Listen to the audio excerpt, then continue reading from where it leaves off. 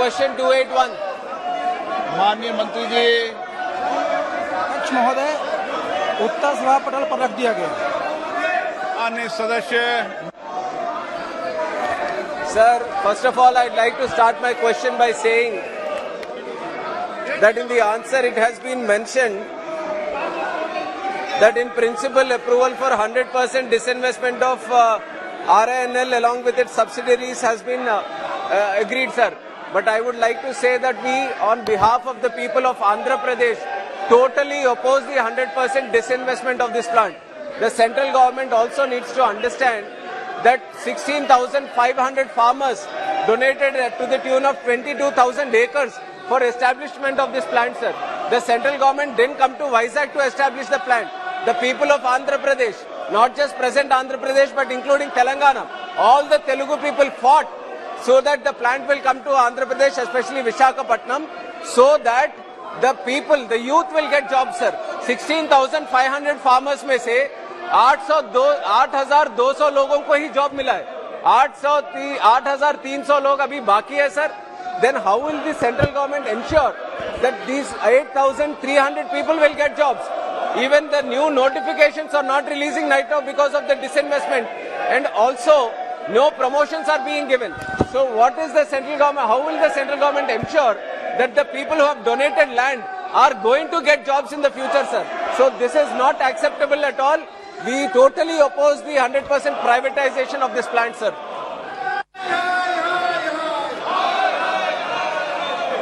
माननीय अध्यक्ष महोदय, ये सरकार का जो निर्णय है ये बहुत ही उचित निर्णय है, और जैसा बता रहे थे वो कि 16,000 से अधिक जो किसान हैं उनकी जमीन ली गई थी और उसमें सहमति बनी थी कि 5,000 लोगों को नौकरी दी जाएगी, और आज की तारीख में जैसा वो खुद बता रहे हैं 8,000 से ज्यादा लोग जो डिस्प्लेस्ड हुए हैं उनको नौकरी दी जा चुकी है। इसके अलावा भी उनको जितनी तरह की और सुविधाएं हैं उनको उसमें कंपनसेशन दिया गया था, उनके आवास की सुविधा दी गई थी, उनके और भी जो है RINL की तरफ से हर एक फैमिली को 1750 रुपये दिए गए थे।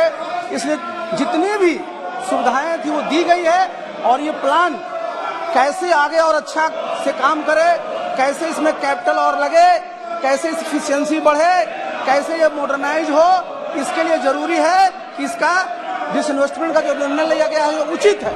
और साथ ही मैं भी बताना चाहता हूं कि 1999 से 2002-03 में जितने भी हमारे डिसइन्वेस्टमेंट के केसेज हुए थे उसमें 11 जो केसेज हैं, अभी आप 2019-20 का जो सर्वे देखें, इकोनॉमिक सर्वे, उसमें देखा गया है कि प्री जो हमारा डिसइन्वेस्टमेंट था और पोस्ट डिसइन्वेस्टमेंट था उसमें बहुत अच्छी जो है प्रगति हुई है।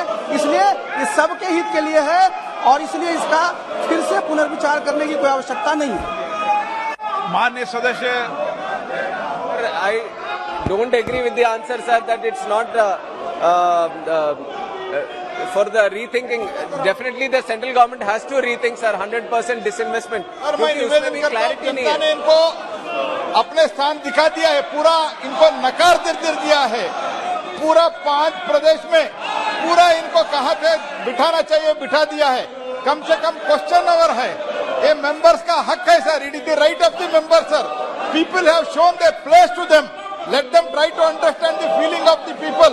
इसलिए कृपया क्वेश्चन अवर अलो करें, ऐसा मैं इन लोगों से आपके थ्रू प्रार्थना करता हूं,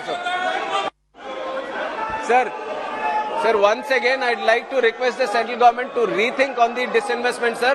Even there is no clarity in the answer also. It is saying 100% disinvestment, and it also says that no decision yet on mode of transfer of land has been taken, sir. What is happening, sir? We don't understand what exactly, how is it going to happen?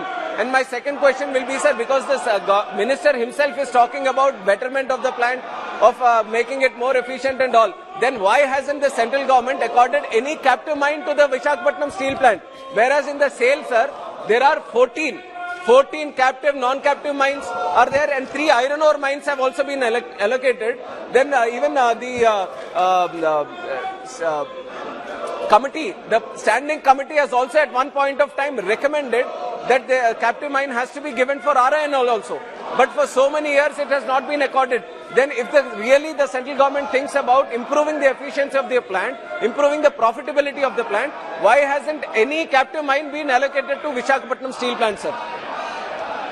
अध्यक्ष महोदय, ये जो RINL है उसकी स्थापना 1983 में हुई थी और 1992 से ये प्लांट काम कर रहा है और 1971 से इस प्लांट की जमीन के लिए एक्विजिशन की कार्रवाई की गई थी और उस समय ये सेल का हिस्सा था और 93 में जब इसका एस्टैब्लिशमेंट हुआ और ये जब काम करना शुरू किया तो ये 12 वर्षों तक प्रॉफिट में रहा।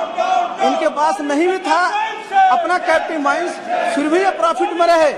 तो कैप्टिव माइंस के चलते सिर्फ इनका लॉस नहीं हुआ, बल्कि हुआ क्या कि पहले इनकी कैपेसिटी 3 मिलियन टन की थी, उसके बाद इसका मॉडर्नाइजेशन का एक्सपेंशन का हुआ, उसमें इनको 22,000 करोड़ की जो है इनकी लायबिलिटी हो गई और आज की तारीख में इसके चलते ये पिछले 10 सालों में 7,000 करोड़ से ज्यादा इनका लॉस हुआ है और हमारा इनका नेटवर्क भी काफी कम गया।